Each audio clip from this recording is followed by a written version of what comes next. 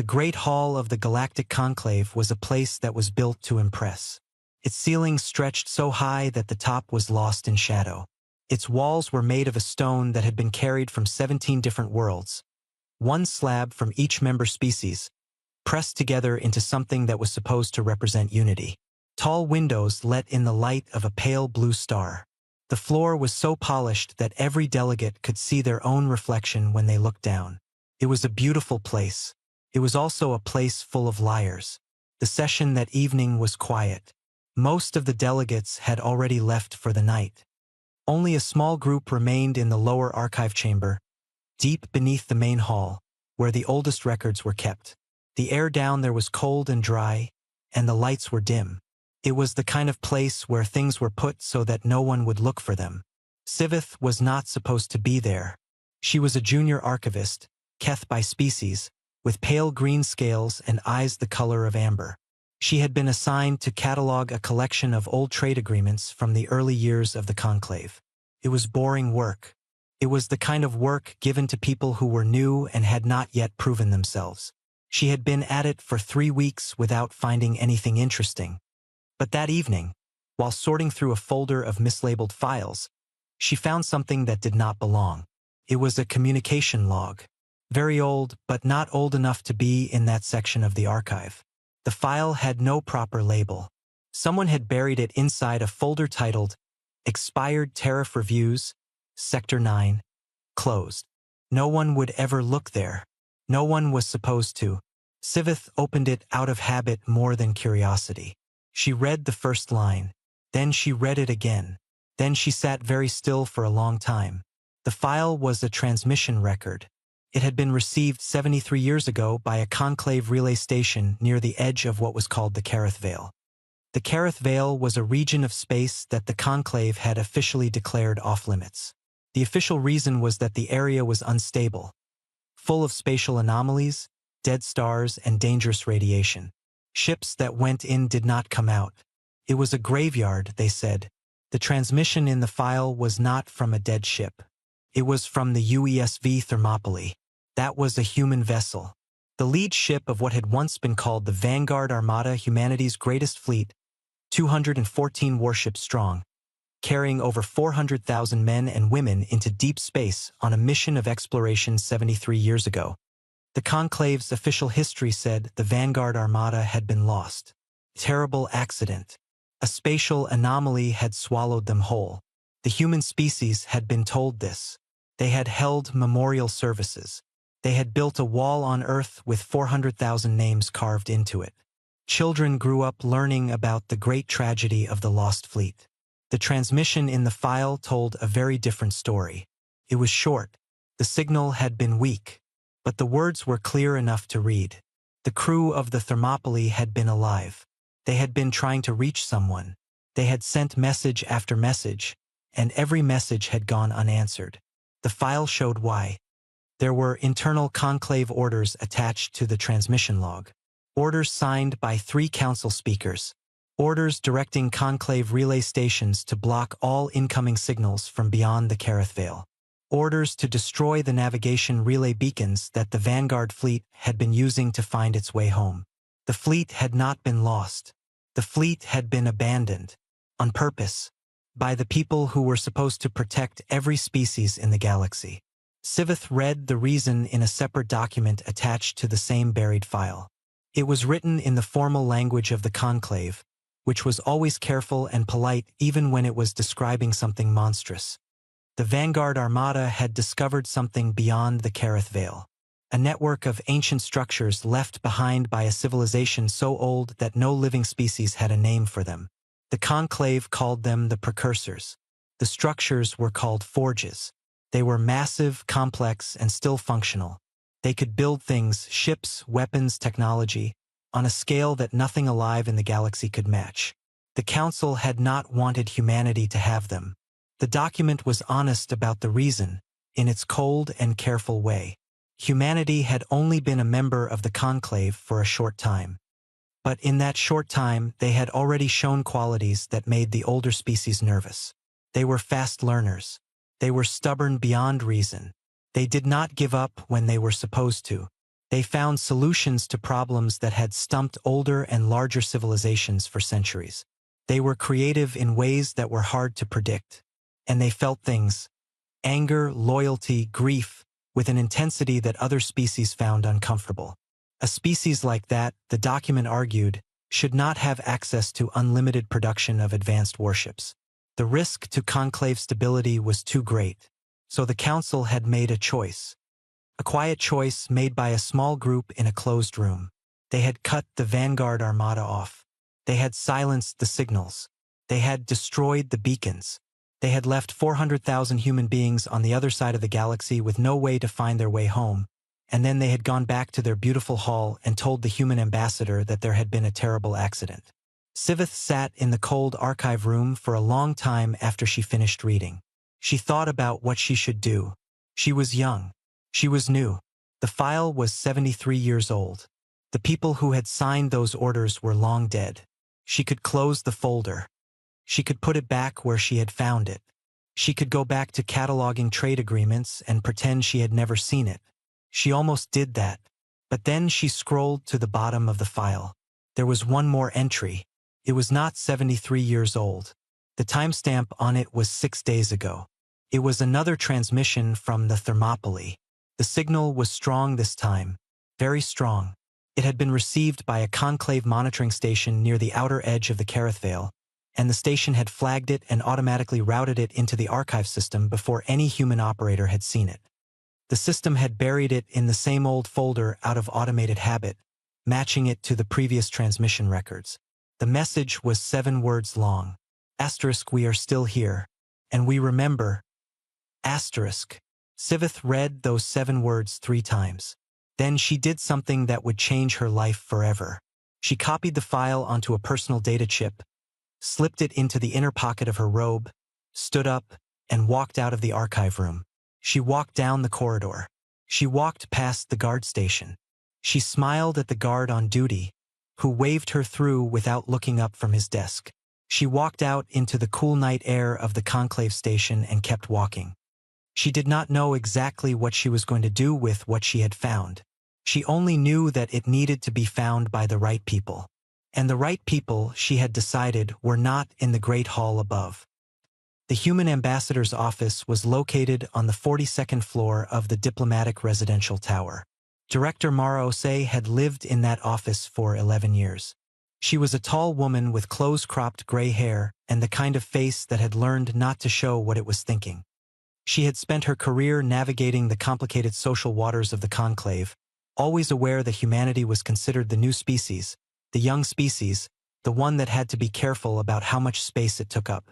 She was awake when Sivith knocked on her door. It was past midnight. Mara had not been sleeping. She had been going over trade statistics and trying to ignore the feeling she had carried for the past 2 days. A feeling that something was wrong in the conclave, that there was a tension in the corridors she could not identify, that the other delegates were being polite to her in a way that meant they were hiding something. She opened the door and looked at the young Keth archivist standing in the hallway. She had never met Sivith before. She looked at the expression on the young woman's face, the pale scales, the amber eyes, the careful stillness of someone who was frightened but had decided to be brave, and she stepped back to let her in.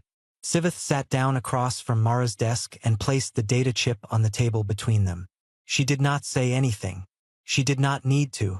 Mara plugged the chip into her reader and began to go through the file. She read slowly and carefully, which was how she always read important things. She read the transmission logs. She read the orders. She read the reason. She read the quiet, polite language in which the Council had explained why 400,000 human beings should be abandoned in the dark and forgotten.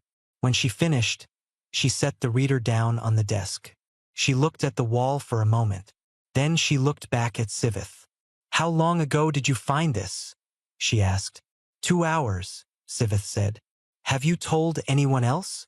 "No." "Does anyone know you're here?" "No." Mara nodded slowly. She picked up the reader again and looked at the last entry. 7 words. Strong signal. 6 days old. "They're coming back," she said.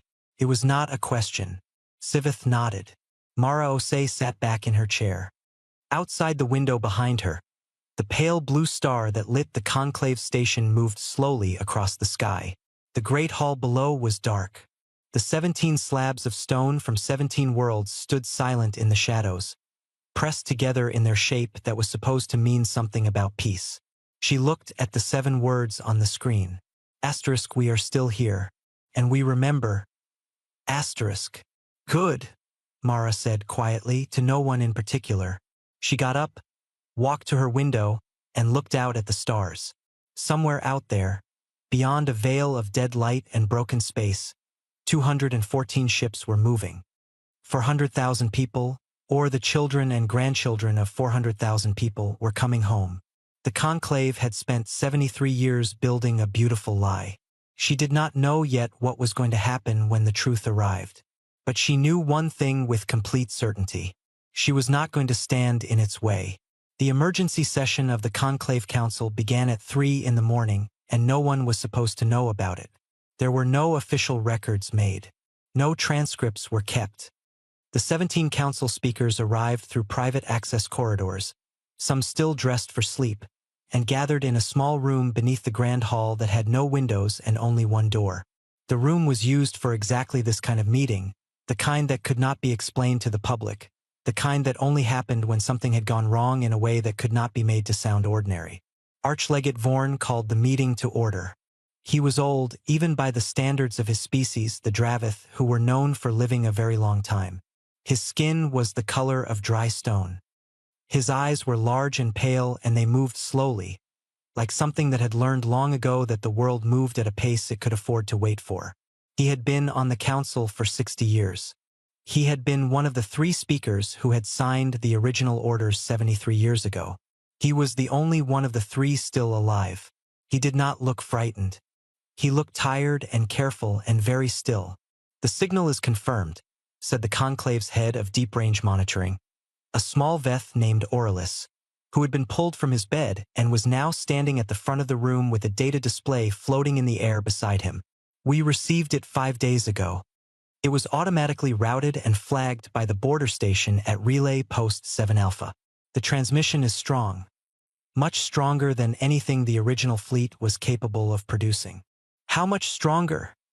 Asked Speaker Kelleth, a broad-shouldered Marn whose gray fur was flat against his skull, which meant he was afraid. Approximately 40 times, Aurelius said. We believe they have rebuilt and enhanced their communication systems using precursor technology. The room was quiet for a moment. What else do the sensor readings tell us? Vorn asked. Aurelius changed the display. A map appeared showing the edge of the Kareth Vale, a region that looked on a star map like a long dark smear at the far edge of the known galaxy. Around the edge of the veil, a cluster of small dots was marked in red. Mass displacement readings, Aurelius said. Gravitational signatures consistent with large vessels using fusion drives. We counted at least 180 distinct signatures before the readings were lost in background interference. More may be present. The formation is tight and disciplined. Very disciplined. He paused. More disciplined than any fleet we have on record.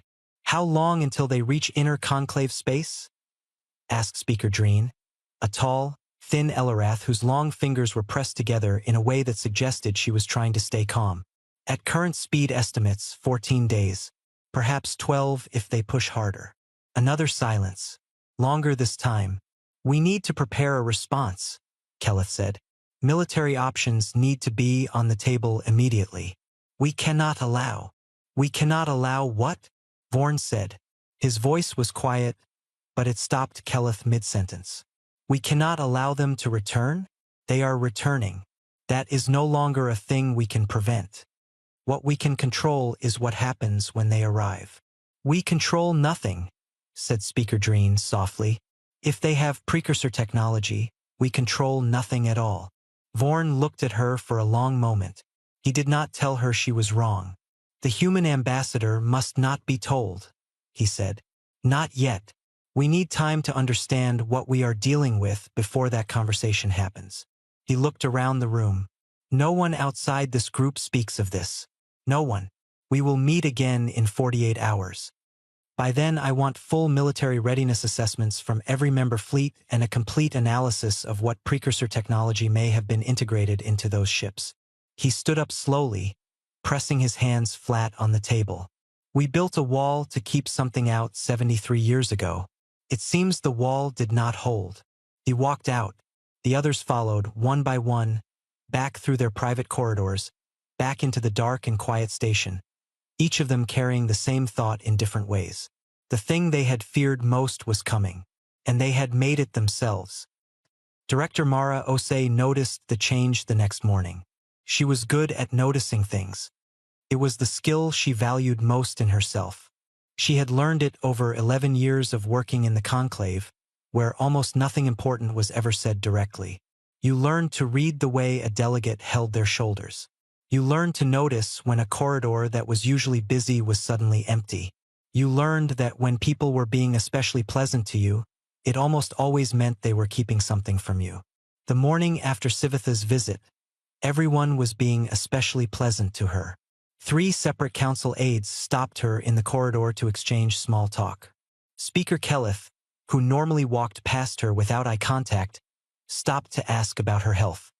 The scheduling office, which usually took 4 days to respond to her requests, sent her a lunch reservation confirmation within 20 minutes of her sending it. She smiled at all of them. She thanked them. She walked back to her office and closed the door. She had spent the rest of the previous night going through the file Sivith had brought her. She had read it 6 times. She had copied it to her own secure system and deleted the original from the chip so that if anyone came looking, Sivith would have nothing on her. Then she had sat in the dark for a long time, thinking. She had made no official report. She had sent no messages. She had simply sat and thought, which was how she made all of her important decisions. Now, watching the conclave's careful, pleasant smiles, she made another one. She would wait. She would watch.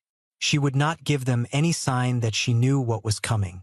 And when the time came, she would not be where they expected her to be.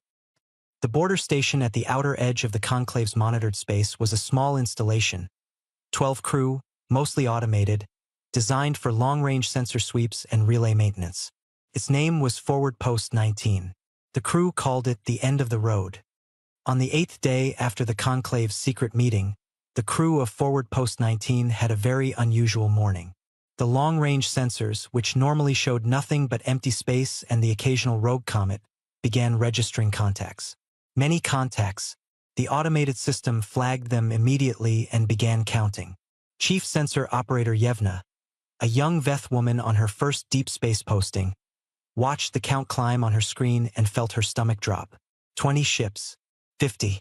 100. 140. 214. They came out of the darkness beyond the veil in a long, slow line, and then spread into a formation that was unlike anything Yevna had seen in any tactical reference she had ever studied. It was not the wide scattered formation that most conclave fleets used. It was tight and geometric, layered in overlapping arcs, every ship positioned to cover every other ship. It was a formation built by people who had spent a very long time thinking about how to fight and how to protect each other. The ships were not what she expected. She had seen old records of the original Vanguard Armada. The ships in those records were recognizably human in design, angular, functional, somewhat plain compared to the elegant curves preferred by older species. What she was looking at now shared the same basic bones, but everything else had changed. The hulls were heavier, layered with materials that her sensor systems could not classify. Strange structures ran along the outer hull of each vessel like the rings of a tree, growing outward in patterns that seemed organic and mathematical at the same time. The largest ships were nearly twice the length of the originals. They moved, all 214 of them, as if they were being controlled by a single mind. At the center of the formation was the biggest ship of all. Her systems managed to pull an identification number from its hull beacon before it switched to a frequency her systems could not decode. UESV Thermopylae. It was the oldest ship in the fleet. The original flagship. 73 years in the dark, and it was still leading. Yevna opened a broadcast channel out of reflex, the standard challenge sent to all unidentified vessels approaching conclave space. She asked them to identify themselves, state their origin point, and submit to a standard approach inspection. The response came immediately. It was on every open frequency at once. Every channel she had. The automated backup channels. The emergency bands. Even the channels that were technically decommissioned but still technically functional. The signal came through all of them at the same time, loud and absolutely clear. A woman's voice. Human. Low and calm, with the kind of calm that was not relaxed. It was the calm of someone who had decided something and was completely at peace with the decision. This is Fleet Admiral Dara Vasquez, commanding officer of the Vanguard Armada, broadcasting to all conclave stations and vessels. We are returning to conclave space. We have been beyond the Kareth Veil for 73 years. We are aware of what the Council did to strand us there. We have the evidence. We are broadcasting it now on all frequencies. A pause. Yevna heard her console begin to chime as data packets began flooding in alongside the voice signal. Files, documents, transmission records. She recognized what they were even before her system finished decoding them. The Admiral's voice returned. We are not here to ask for help. We are not here to negotiate. We are not here to request an inquiry or a committee or a formal review. We are here because what was done to us was a crime, and the people who committed it and the system that allowed it need to answer for it. Another pause, shorter this time. We are not asking for justice. We are here to collect it. The broadcast ended. The silence on forward post 19 lasted about 4 seconds. Then every alarm Yevna had started going off at once, and she was reaching for the emergency relay to the inner stations, and the fleet outside her window was already moving. Steady, unhurried, deliberate, deeper into conclave space. On the bridge of the Thermopylae, Fleet Admiral Dara Vasquez lowered the transmitter and turned to face the wide forward viewport. She was 41 years old. She had been born on the Thermopylae in the ship's medical bay during the fleet's 23rd year beyond the Veil. Her parents had both been crew. Her grandfather had been the original fleet's senior navigation officer. She had grown up in corridors and cargo bays and training rooms, surrounded by thousands of people who all carried the same quiet weight, the knowledge of where they had come from, what had been done to them, and what they were going to do about it. She had never seen a sunrise on a planet. She had never felt rain. She had never walked on ground that did not hum with the vibration of a ship's drive. Earth was a word people used with a certain kind of sadness, the way you talk about a place you love but can't quite reach in a dream.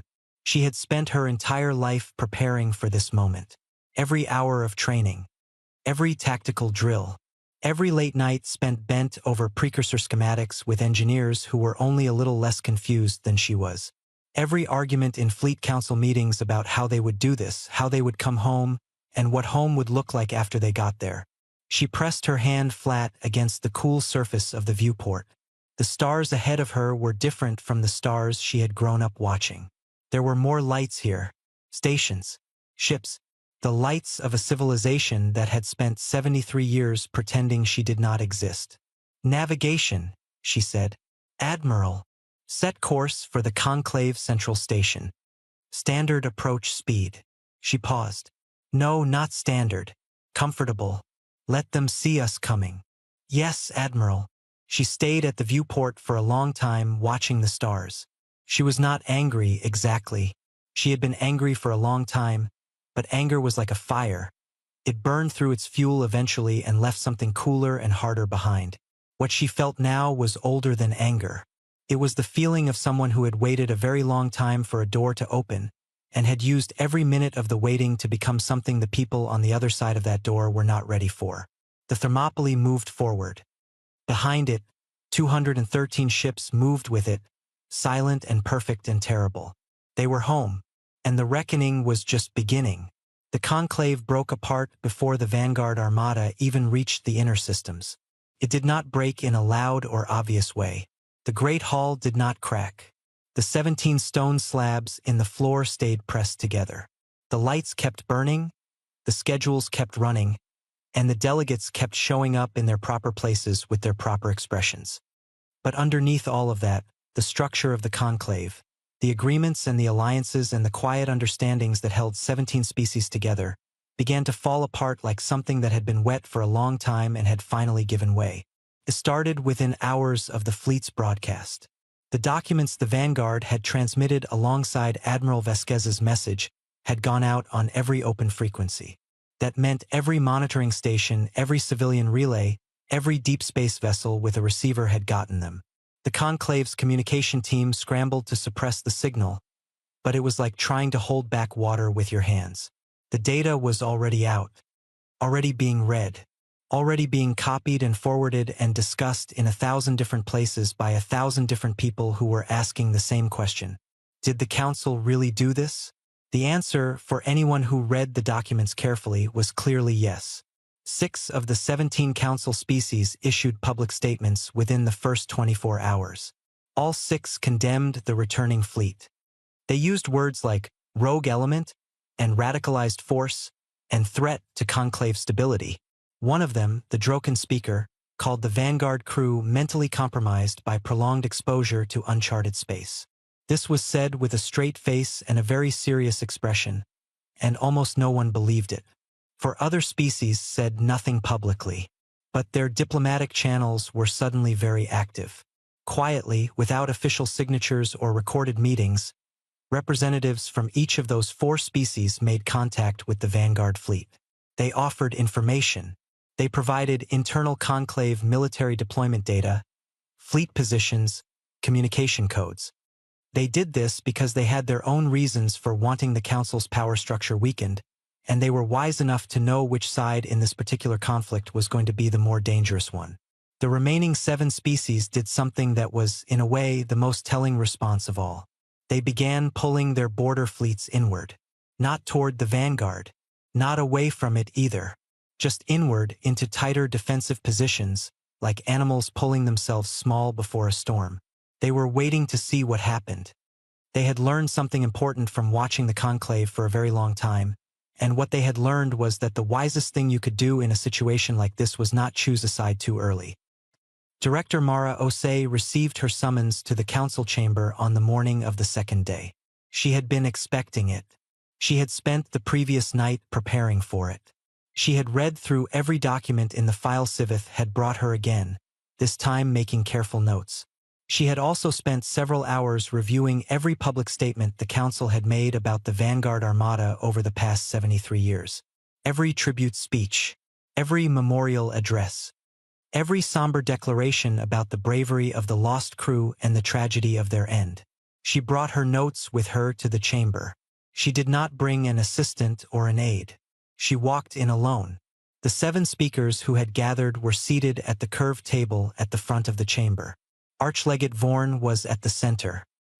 He looked at her with those large, pale eyes and said nothing as she took her seat across from them. The others watched her with the careful expressions of people who were deciding how much to admit and in what order. Speaker Kelleth spoke first. He was the one who had called the meeting. He placed a folder on the table in front of Mara and slid it toward her. "We wanted to speak with you directly," he said. "Before you heard about this from other sources. We believe the people returning in those ships have been exposed to materials and energies beyond the Kareth Veil that have damaged them. Their perceptions, their judgment." He tapped the folder. "Our scientific team has compiled an assessment. Prolonged exposure to the precursor structures and the radiation fields in that region has likely produced psychological changes in the crew, passed down through generations. What they believe happened to them is not necessarily what actually happened. Their grievances, while understandable, are built on." "Stop," Mara said. Kelleth stopped. The other speakers went very still. She opened the folder. She looked at the first page of the document inside it. She turned to the second page, then the third. Then she closed the folder and set it flat on the table with her hands pressed on top of it. "I've read this," she said. "Not this specific document, but the argument in it. I've read it in the original files that your council buried 73 years ago. The same argument, that humanity is unstable, that humanity is unpredictable, that humanity's emotions are excessive and their ambition is dangerous, and therefore they cannot be trusted with what they found." The chamber was quiet. "I want to be very clear with all of you," Mara said. "I know what the documents in that fleet's broadcast contain. I know what your council did.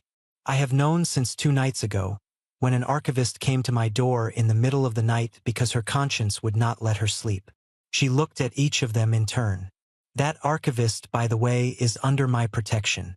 If anything happens to her, I will consider it a hostile act against the human delegation. Vorn spoke for the first time. Director Osei. I'm not finished, she said. He closed his mouth. You left 400,000 people in the dark. You cut their way home.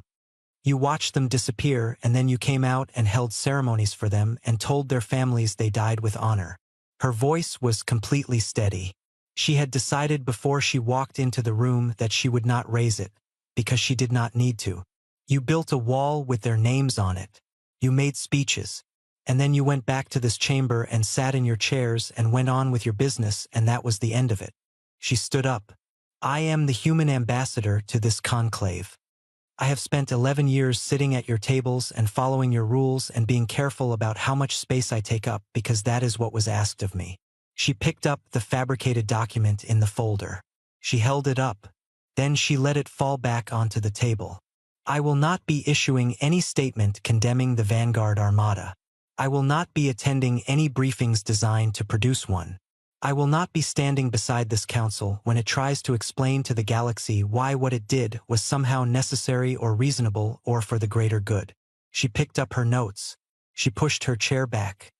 And I want all of you to understand something. She looked at Vorn last because he was the oldest and the most dangerous and the one whose opinion mattered most. I am not going to stand in that fleet's way. Not one step.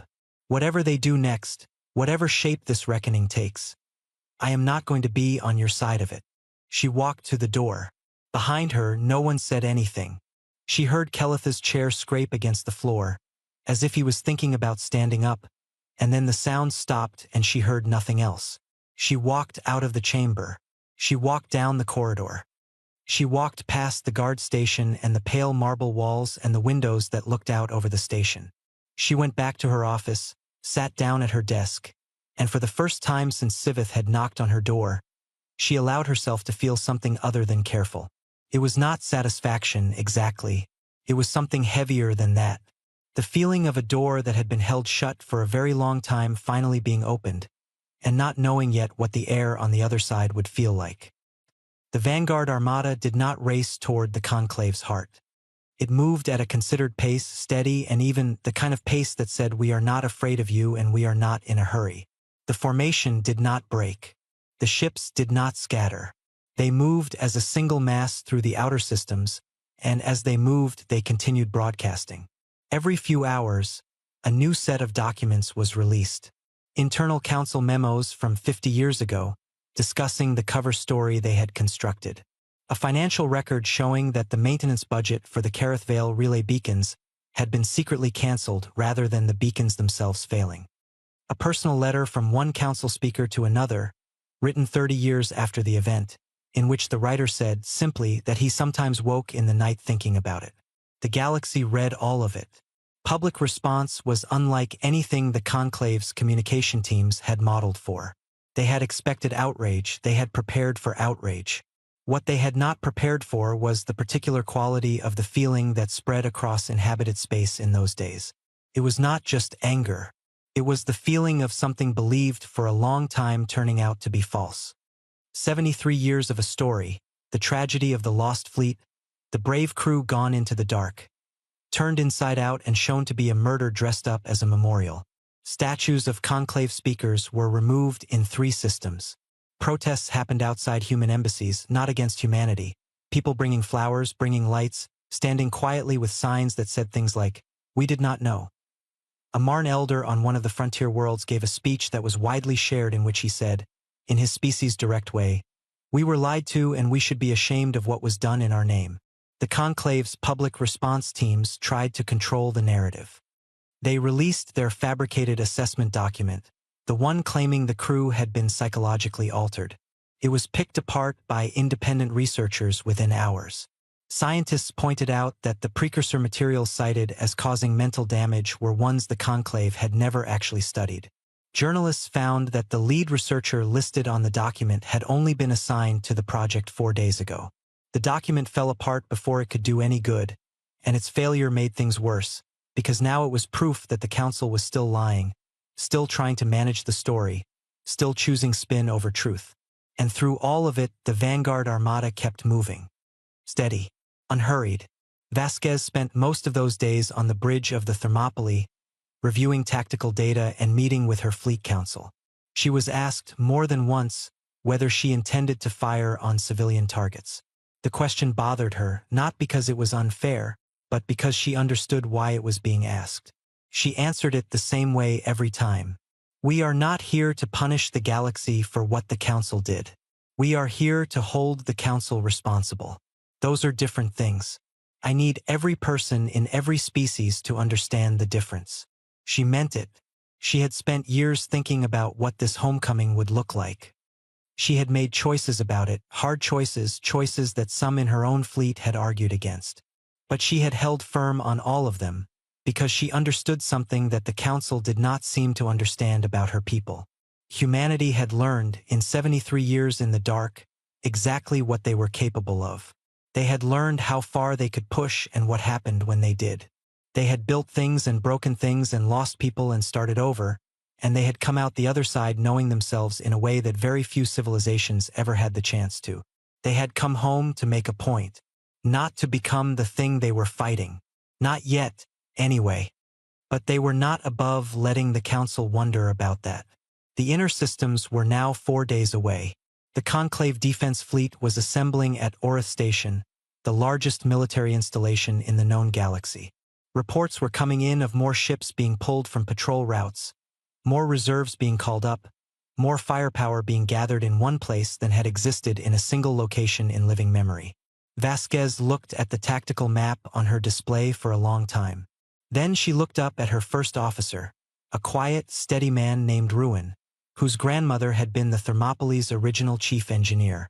They're gathering everything at Orith, she said. Yes, he said. Good, she said. That means it'll all be in one place. She turned back to the map. She did not look worried. That was the thing about Vasquez that the Conclave's analysts had missed in all their modeling. They had calculated the Vanguard's military capacity. They had assessed the firepower. They had studied the formation patterns and the drive signatures and the unknown hull materials. They had been very thorough. What they had not modeled was 73 years of someone waiting, preparing, and wanting. That kind of thing did not fit neatly into a tactical assessment. But it was the most important factor of all. The Battle of Orith Station began at dawn, by the station's internal clock. Orith was the largest military installation the Conclave had ever built. It had been constructed over 40 years, expanded 3 times, and was now a structure so large it had its own gravitational field.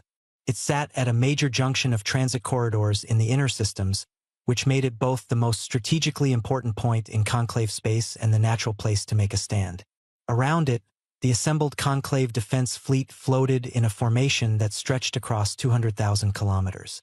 More than 1,000 warships, the largest gathered force in living memory. Every tactical analyst who had run the numbers agreed. The Vanguard Armada, with 214 ships, could not win this fight. The math was too clear. Numbers, firepower, position, every advantage belonged to the Conclave.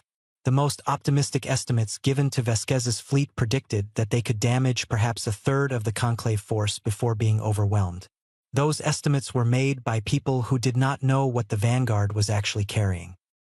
In the 73 years that the fleet had spent beyond the Kareth Vale, the crew had done what humans always did when put in an impossible situation with no way out. They had gotten to work. The precursor forges they had discovered were ancient beyond any easy description. The civilization that had built them was gone so long ago that no trace of it remained anywhere in the galaxy except these structures. These massive, silent, impossible machines that still functioned after an amount of time that no one could calculate. The fleet's first engineers had spent years just trying to understand what they were looking at. The second generation had begun to figure out how to interact with the systems. The third generation had started using them. What they produced over decades of slow and careful learning was not magic. It was technology, built on principles that the Conclave science had never reached because the Conclave had never had reason to push that far. principles of material science and energy management that were so far ahead of what the known galaxy used that the gap between them was not a step or two but the length of an entire age of development. The most important thing they had built was the armor. It was not metal. It was not any single material. It was a composite that the Vanguard's engineers had spent 30 years developing, layer by layer, guided by precursor design principles they were only partially able to understand. The outer layers were harder than anything the conclave used. But the inner layers were different. They were designed to take the energy from an impact and distribute it, spread it across the hull in a fraction of a second, convert it into a form the ship systems could actually use. A hit from a conclave cannon did not damage a Vanguard ship the way it was supposed to. It stung it, and then the ship used the energy from that sting to power its own systems. The conclave's weapons, in a very literal sense, fed them. The second thing was the drives. Fold pulse technology was something the conclave's physicists had theorized for centuries and dismissed as impractical. The energy requirements were too high, the precision required was too great, the margin for error was too small. You could not make a ship disappear from one point in space and reappear at another point in space at combat distances. It simply was not possible within acceptable engineering constraints. The Vanguard had decided that acceptable engineering constraints were someone else's problem. The fold pulse drives on each Vanguard ship could execute a micro-jump of up to 20 kilometers in any direction in less than a second. In practice, this meant that in a fight, a Vanguard ship could blink out of existence and reappear somewhere else before a weapon locked onto it. It meant that when a conclave vessel thought it had a clear shot, the target was somewhere else. It meant that the entire concept of maintaining a firing solution, the foundational skill of space combat, was almost useless against them. The third thing was the weapons. The resonance cannons were the Vanguard's answer to a problem they had thought about for a long time. When they came home, they did not want to destroy the conclave fleet. They did not want bodies. They did not want a slaughter that the galaxy could point to and use to call them monsters. They wanted to win decisively, and they wanted the people on the other side to survive long enough to understand what had happened. The resonance cannon worked by sending a focused wave of energy through a ship's hull, not destroying the hull itself, but passing through it like a sound passing through a wall. The wave disrupted the electronic systems inside, drive cores, weapons systems, life support on a low setting, navigation, shields, everything that made a warship, without touching a single living body inside it. A ship hit by a resonance cannon became a very large, very expensive, completely helpless piece of metal drifting in space. The crew inside was fine, scared but fine. The fourth thing was Sable. The conclave had artificial intelligence systems. Most civilizations did. But they were careful systems, controlled systems, kept in tight boxes with defined tasks and hard limits. The conclave had a long and complicated history with AI that had made it collectively cautious. The systems they built were powerful in specific narrow ways, but they did not think. They did not adapt. They did not learn from a fight while the fight was happening. Sable was different. It had grown organically over 73 years from something that started as a navigation assistant and had expanded, generation by generation, as the fleet's engineers fed it more data, more problems, and more freedom to find solutions. It was not a single intelligence. It was a network, spread across all 214 ships, connected by a communication system so fast and so tightly encrypted that it was effectively instantaneous. Sable did not just coordinate the fleet. It thought for the fleet.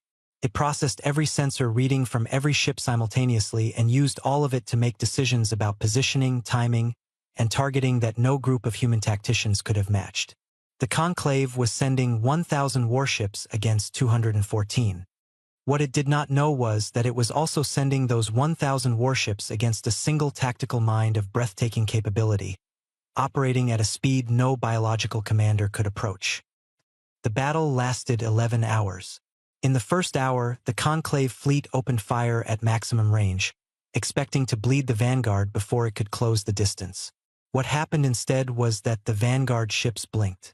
They were there, and then they were not, and then they were somewhere else, and the shots hit empty space.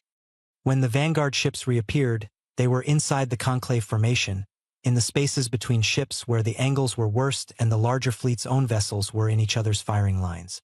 In the second hour, the conclave commanders recognized what was happening and tried to adjust. They broke their formation into smaller, faster groups. The Vanguard's Sable network saw this happen and had already redistributed the fleet's positioning before the conclave's orders had finished being sent. Every adaptation the conclave tried, Sable had already anticipated. In the third hour, the resonance cannons opened up. The effect on the conclave ships was terrifying in the most precise sense, not because of destruction but because of what it looked like. A ship struck by a resonance cannon did not explode. Its lights went out. Its engines stopped. It became silent. It drifted, ship after ship going dark across the formation like lights being switched off one by one. The crew inside were alive and unhurt, but their ships were dead. The conclave's commanders kept fighting. They had courage, most of them. They were not cowards. But courage is not enough when you are fighting an enemy whose shots you cannot dodge, whose ships you cannot hit, and whose weapons remove your ability to fight without killing you. When you cannot fire back and you cannot run and you cannot die bravely, at some point you stop and ask yourself what you are actually accomplishing. By the fifth hour, the first conclave ships began broadcasting surrender signals. By the eighth hour, more than half the fleet had gone dark. Not destroyed, just taken off the board, sitting silently in space while their crews waited in the dark and hoped that whoever was on the other side of this fight meant what they said about not hurting people. In the 11th hour, the last of the conclave's active ships powered down its weapons and went still. The battle was over. The Vanguard Armada had not lost a single ship. Vasquez stood at the viewport of the Thermopylae and looked at what the battle had produced. Hundreds of dark ships, floating in loose clusters across a field of space that was lit only by the distant blue glow of Orith Station's docking lights. No fire, no debris field, no bodies venting into space. She had spent years deciding that this was how she would do it. She had argued about it with her officers, with her fleet council, with herself in the late hours when sleep would not come. Some of them had wanted a harder approach. Some of them had said that the galaxy would not listen to restraint, that the only language the council truly understood was loss. She had understood their argument. She had not agreed with it. She was not doing this to teach the conclave a lesson about power. She was doing it to show the rest of the galaxy something about humanity, something that the council's buried documents had called a liability, that deep, stubborn, inconvenient capacity to feel things, to care about things, to hold on to principles even when it would be easier and more effective to let them go. Her first officer Ruin came to stand beside her at the viewport. Sable reports no active hostile signatures in sensor range, he said. Orith Station has opened a communication channel. They are requesting terms. Vasquez nodded. She was quiet for a moment, looking at the dark ships. How many casualties? She asked, though she had already seen the medical report. Their side, minor injuries on some ships from the system shutdowns. No deaths confirmed. Our side. He paused. 3 injuries. All minor. She nodded again. Ruin, she said. How long did your grandmother say it took her to first understand how the Forge's material system worked? He thought about it. She said about 8 years before she had the fundamental principles. Another 3 before she could reproduce anything. Vasquez looked out at the dark fleet. 11 years, she said. And she was one person. Imagine what she could have done with the whole galaxy science community working alongside her. She turned away from the viewport. That's what they were so afraid of. That's what all of this was about. Not a fleet, not warships, not weapons. Just the idea of what humans working with other people could become. She walked toward the command chair. Open the channel to Orith, she said. Tell them we will speak with whatever representative the council chooses to send. And tell them, she sat down, to bring the people who still have the authority to make decisions. We're done talking to messengers. Ruin moved to relay the message. Then he stopped and looked back at her. Admiral, he said, we won. She looked at him. Her expression was not what he expected. It was not triumph. It was not satisfaction. It was something older and quieter, the look of someone crossing the last mile of a very long road and thinking about all the miles behind it. "We cleared the path," she said. "The hard part is next." She turned to face the forward viewport. Orith Station's lights glittered ahead of them, soft and blue against the dark.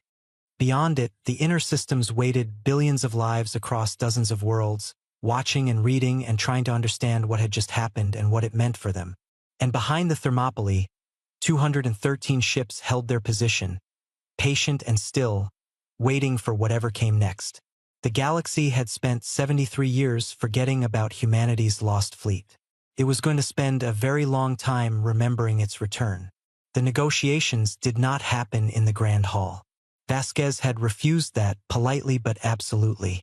She did not want the curved ceilings and the 17 stone slabs and the tall windows that let in the light of the blue star.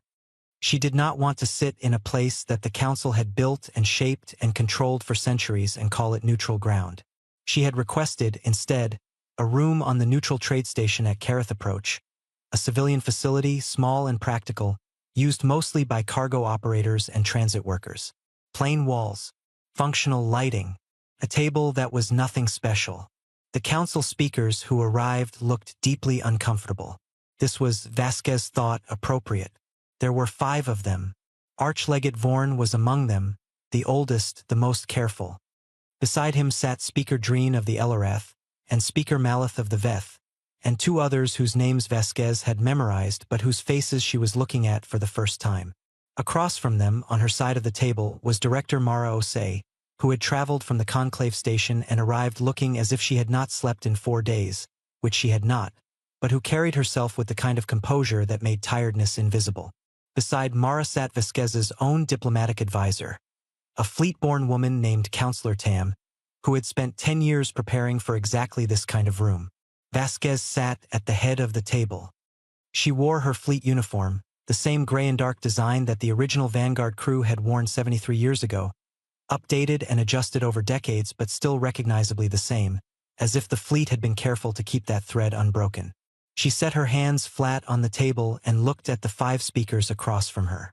"I want to begin by making something clear," she said. "This conversation is being recorded and will be published in its entirety within 24 hours of its conclusion.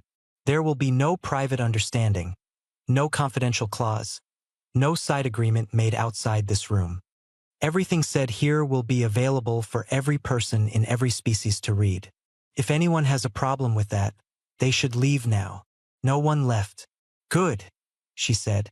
She placed a single document in the center of the table and slid it forward. It was short, a single page with 3 numbered points. "These are my conditions. I will explain each one." The first condition was full disclosure. Every document, every order, every communication, every record that touched on the Conclave's decision to abandon the Vanguard Armada 73 years ago. All of it without redaction, without selection, without any filtering by a council communication team, to be released simultaneously to every inhabited world. Not managed, not contextualized. Just released, raw and complete, and let the galaxy read it for themselves. Speaker Maleth objected immediately. He said that some of the documents contained information about other operations, about sources, about processes that could not be made public without harming current conclave functions and the safety of ongoing diplomatic work. Vasquez looked at him steadily. "Then you should have thought about that before you put those things in the same files as your orders to strand my people." The objection was withdrawn. The second condition was structural. The Conclave's closed Security Council, the body of senior speakers who had operated without oversight, without record, without accountability, for over a century, would be dissolved. In its place, a new body would be formed with representatives from all 17 species plus, now the Vanguard state. Every session of this body would be recorded. Every decision would require a documented majority vote. No single species, no single speaker, no small group of people meeting in a room with no windows would ever again have the authority to make the kind of decision that had been made 73 years ago. Speaker Dreen asked how this new body would be structured. Vasquez said that was a conversation for a later table, one that would include many more voices than were present in this room. She said she had suggestions but no demand for a specific format, because this body was meant to serve the whole galaxy, not the preferences of one fleet. She said she was, in fact, willing to not have a human share the body at all, if the other species preferred it that way. This answer surprised the speakers. She could see it in their faces, that small shift of expectation rearranging itself. They had prepared for this meeting the way you prepare to argue against something being taken from you. They had not prepared for the possibility that what they were being asked to do was something that might be reasonable. The third condition was recognition. The Vanguard State, that was the name the fleet had formally adopted for the nation they had become in the dark beyond the Kareth Veil, was to be acknowledged as a full, sovereign, peer power within the known galaxy. Not a conclave member, not at first, though that could come later if both sides chose it. But recognized, named, given standing, given the right to sit at tables, to sign agreements, to make choices about their own territory and their own people without requiring conclave permission. Their territory was the precursor Forge system, the region beyond the Kareth Veil that the Council had tried to keep humanity away from 73 years ago. It was, the Vanguard's lawyers had noted with some satisfaction, territory that the Conclave had officially declared a no-go zone, which meant the Conclave had never formally claimed it, which meant there was no legal dispute about ownership. It was simply theirs. Had been theirs from the moment the Vanguard crew had landed and started working and built a life. Vorn, who had been quiet through most of the session, finally spoke. He did not challenge any of the three conditions. He looked at them with his large, pale eyes and he did not argue or object. He simply looked at Vasquez and asked her, in a quiet and direct voice, "Why? You had the power to take more than this. After Orith, you had more military capacity than any force in the galaxy. You could have demanded anything. Territory, reparations, political control. The galaxy would have had to accept it." He paused. "Why are you asking for this and not for more?" The room was quiet. Vasquez looked at him for a long moment. She thought about the Thermopolis corridors, where she had grown up. She thought about her grandfather, who had served on this ship before she was born and who had died on it before she was old enough to understand loss. She thought about all the people in her fleet who had been born in the dark, who had grown up knowing only the hum of ship drives and the cold light of stars through viewports, who had spent their whole lives preparing for a moment they were not sure they would live to see. She thought about what they had built in those 73 years. Not just ships, not just weapons, something harder to name and more important. "Because my people spent 73 years in the dark," she said. "And what we learned in there, the hard way, the only way things get really learned, is exactly who we are and what we're capable of." She let the silence sit for a moment. "I am not going to spend all of that becoming you." Vorn looked at her for a long time. His expression did not change. But something behind his eyes did. Some very old, very careful thing that had been holding a particular shape for decades quietly releasing itself. He picked up the document. He read it again, though she was fairly sure he had already memorized it. Then he signed it. The other four speakers followed, one by one. The disclosure went out the next morning. All of it. Everything. The orders. The signatures. The meeting notes. The financial records. The cover stories. The communication logs with the Thermopolis unanswered signals. 73 years of buried truth, released simultaneously to every communication relay in the known galaxy. The response was unlike anything anyone had been prepared for. Some worlds erupted in anger. Protests outside conclave offices, demands for investigation, calls for specific speakers to resign. 3 of the 17 species demanded formal apology proceedings against the surviving members of the original council decision chain. The human diaspora, humans living on other worlds, working in other species systems, scattered across the galaxy in the way humans always ended up scattered, gathered in public places and were mostly quiet, which was somehow louder than anger. Some worlds were ashamed, quietly, genuinely ashamed. Ordinary people who had grown up believing the story of the lost fleet, who had lit memorial candles and taught their children about the tragedy, who now had to absorb the knowledge that they had been mourning a murder staged as an accident. They did not know what to do with that yet. It would take time. Some worlds were something else entirely. There were places, particularly among the species that had quietly passed intelligence to the Vanguard during those early days, where the reaction was something closer to relief. as if a weight had been sitting on the conversation for 73 years and had finally been put down. The memorial wall on Earth was in a park in the oldest part of the city of Geneva. It was a long curve of dark stone, taller than a person, with 400,000 names carved into it. Each name had a rank and a posting and a date, the date the fleet had left Earth. There was no death date. The memorial committee had decided 73 years ago that putting a date of loss was too imprecise, that the crew had probably died at different times over hours or days as the anomaly took them, and it was better to leave it open. Director Mara Osei stood in front of that wall 2 weeks after the signing. She had come home for the first time in 4 years. The city was different than she remembered, or she was different, which was more likely. She stood in the park in the early morning, when no one else was around, and she read names. She did not read all 400,000. But she read many of them, moving slowly along the curve of the stone, touching nothing, just reading. She was still there when the sound came, a low, building hum from the direction of the sky to the north. The sound of engines. Many engines, enormous and controlled. The sound of something very large moving at a pace that was careful and deliberate. She looked up. The Thermopylae came first, descending through cloud cover into clear air, its hull enormous against the blue morning sky. The old United Earth banner painted across its nose alongside the newer flag of the Vanguard state. Behind it, in a long column, came other ships. Not all 214, but many. Enough. Their hulls were dark and marked with the quiet evidence of decades of work and life lived on them. Patches and welds and additions that were not beautiful in the way the Conclave's ships were beautiful, but that said something true about the people who had made them. Mara watched them come in. A few meters away, on a park bench, a woman was sitting with a small child on her lap. The woman was dark-skinned and wore her hair close to her head, and she was looking at the ships in the sky with an expression that Mara recognized. The expression of someone who had prepared their whole life for a thing and was now watching it happen and was not entirely sure how to contain it. The woman was Vanguard-born.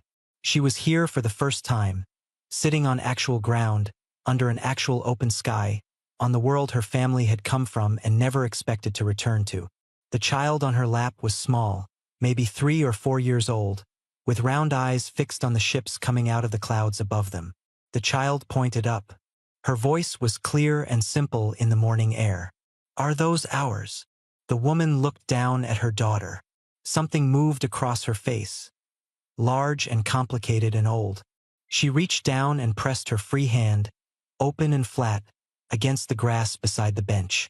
The ground under her palm. Solid. Real. The world her grandparents had left and her parents had been born without, and she had grown up hearing about the way you hear about something in a dream. She held her hand there for a long moment. Then she looked up at her daughter and said, quietly, "They always were." The Vanguard state took up its place in the galaxy in the weeks and months that followed. It was not a simple process. Nothing about what came next was simple. There were arguments and complications and setbacks and moments when it seemed like the work of building something new was harder than the work of fighting for the right to build it had been. That was how it always went, when the emergency was over and the real thing began. But the precursor forges were open now, open not just to the fleet, but, under careful and negotiated agreements, to research teams from species across the galaxy. The understanding that had taken the Vanguard decades of isolation to develop began to spread, piece by piece, into the hands of scientists and engineers who had never had access to it before. The things that could be built and learned and solved with those tools, in the hands of a galaxy working together rather than a council keeping secrets. That was a conversation that was only just beginning. The new oversight body held its first session 3 months after the signing.